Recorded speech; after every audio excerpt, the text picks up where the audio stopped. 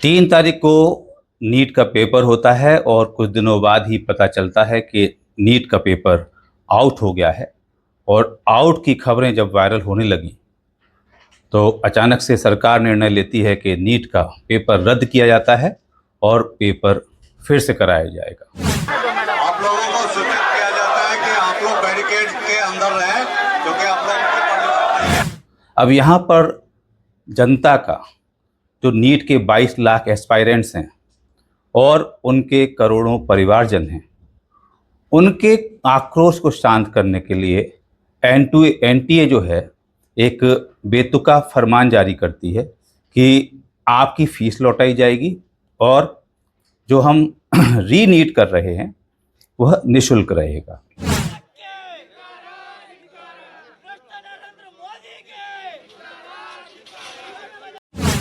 सवाल ये उठता है कि क्या छात्रों के संग न्याय हुआ है या छात्रों के साथ अन्याय हुआ है।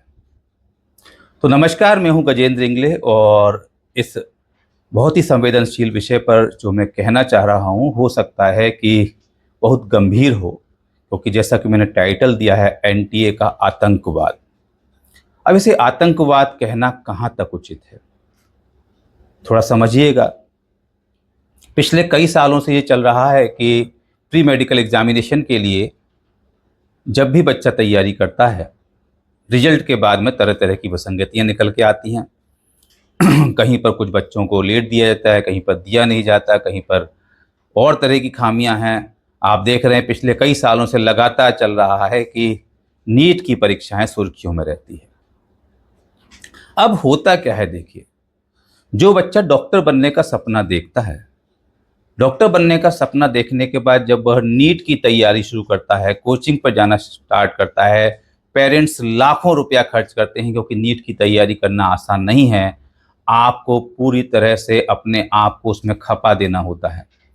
मैं खुद प्री मेडिकल टेस्ट में अपीयर हो चुका हूँ, मेरा भी सपना था, तो मुझे मालूम है कि एक छात्र को कितनी मेहनत करनी होती है, कितना पूरी तरह से अपने आप को समर्पित कर देना होता है। उसकी ज़िंदगी में कुछ और रह ही नहीं जाता, केवल किताबें, कोचिंग और केवल एक कमरे में अपने आप को बंद करके बाकी सब जिंदगी से दूर।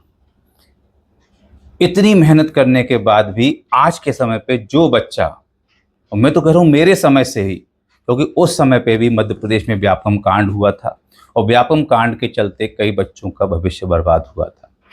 नीट की परीक्षा, मेडिकल एंट्रेंस की परीक्षा हमारे देश में ईमानदारी से क्यों नहीं हो पा रही है। अब इसमें जो बच्चे परीक्षा दे रहे हैं, आपको पता है वे हमेशा दहशत में जीते हैं, उनके ऊपर एक आतंक का साया हमेशा मंडराता रहता है। जब वो तैयारी कर रहे होते हैं, उनको हमेशा ये डर रहता है कि क्या इस बार परीक्षा ईमानदारी से होगी, क्या इस बार जो वो मेहनत कर रहे हैं उनका फल उन्हें मिलेगा, क्या कहीं ऐसा तो नहीं कि उनका हक कोई और छीन ले जाएगा। क्योंकि जो इतिहास है मेडिकल एंट्रेंस का, वो हमारे देश में काला है। सालों से इस तरह की विसंगतियां चल रही हैं। कई लोग तो हो सकता है कि अब मायूस होकर प्री मेडिकल एग्ज़ाम देना ही छोड़ दें, क्योंकि उनको पता है कि हर साल यही होना है। आप सोचिए कि जो बच्चे तैयारी करने बैठते हैं, कितनी उम्मीद से परीक्षा देने जाते हैं। 3 मई को वे लोग परीक्षा दे के गए।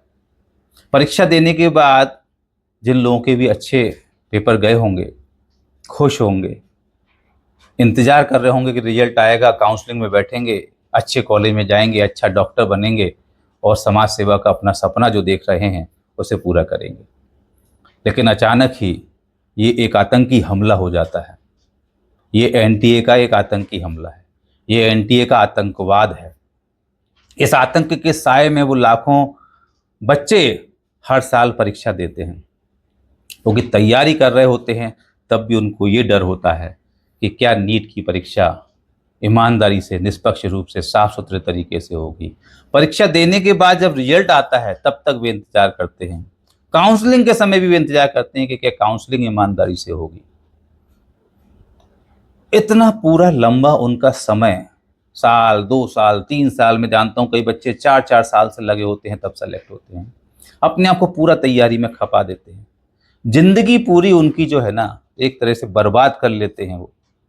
और यदि 4 साल के बाद भी उनको उनकी मेहनत के फल के रूप में यह रिजल्ट मिले कि पेपर लीक कर दिया गया और जो रसूखदार थे, जो पैसे की दम पर पेपर खरीद सकते थे, केवल उन कुछ लोगों को लाभ दिया गया, तो इसे एनटीए का आतंकवाद न कहें तो क्या कहें। आखिर आतंकवाद होता क्या है? केवल विदेशी हमले का मतलब आतंकवाद नहीं है। केवल हथियारों के दम पर लोगों में दहशत फैलाना आतंकवाद नहीं है। वो डर, वो आतंक पैदा कर देना कि लोगों के मन में हमेशा ये रहे कि पता नहीं अगले पल क्या हो जाए, अचानक से जानी कहाँ से क्या बदलाव हो जाए, क्या आने वाला कल कुछ सही होगा या नहीं।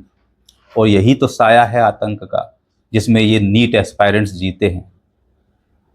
और हर साल की यही कहानी देखते हुए जब बच्चे आने वाले समय में भी परीक्षा देते हैं तो उनके अंदर भी यही डर और ये दहशत रहती है। पालकों के मन में भी ये दहशत रहती है कि क्या हम बच्चों को नीट की तैयारी करने भेजें, क्या उनके ऊपर हम कोचिंग पर लाखों रुपया खर्च करें। क्या लगता है आपको, क्या हमारे देश का सिस्टम जो एनटीए है, नेशनल टेस्टिंग एजेंसी, वो पूरी तरह से इनकैपेबल है, वह पूरी तरह से अयोग्य है, वह इस लायक नहीं है कि इतने बड़े एग्ज़ाम को करा सके? आपने तो हाल कह दिया नीट का पेपर लीक हो गया, कैंसिल कर दिया, दोबारा करा लेंगे, क्या फ़र्क पड़ना है, आपने अभी दिया दोबारा ले लो। लेकिन एक छात्र की मानसिक स्थिति को समझ सकते हैं आप, उसके ऊपर क्या गुजर रही होगी आप समझ सकते हैं।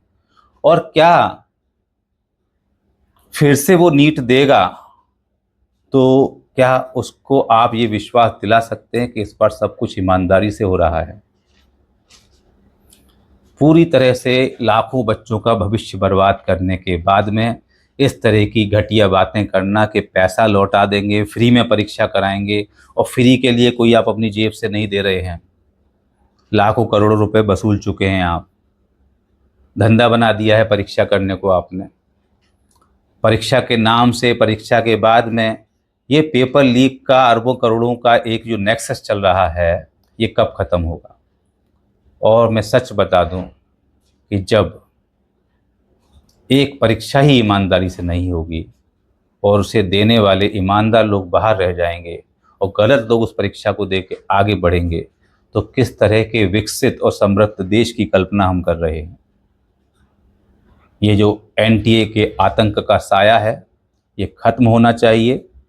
या तो कोई और एजेंसी, जैसे पहले सीबीएसई लिया करती थी, वो परीक्षा कराए, या फिर यहाँ कोई और व्यवस्था बने। लेकिन यह जो आतंक का साया है, अब समय आ गया है कि यह खत्म होना चाहिए और आने वाले समय के जितने भी नीट एस्पायरेंट्स हैं उनको सरकार आश्वस्त करे कि आगे कभी भी ऐसा नहीं होगा। आप निश्चिंत होकर बिल्कुल बिना दबाव के, बिना आतंक के, बिना डर की परीक्षा की तैयारी कीजिए और आपकी परीक्षाएं ईमानदारी से होंगी। क्या यह वादा कोई कर सकता है? तो इस एक संदेश के साथ ये वीडियो मैं यहीं समाप्त करता हूँ। यदि मेरा मैसेज समझ में आया हो तो इस वीडियो को लाइक, शेयर कीजिएगा और मेरे इस चैनल को सब्सक्राइब कीजिएगा। अगले ऐसे ही संवेदनशील मुद्दे पर फिर आपके सामने आऊँगा। जब तक के लिए नमस्कार, जय हिंद।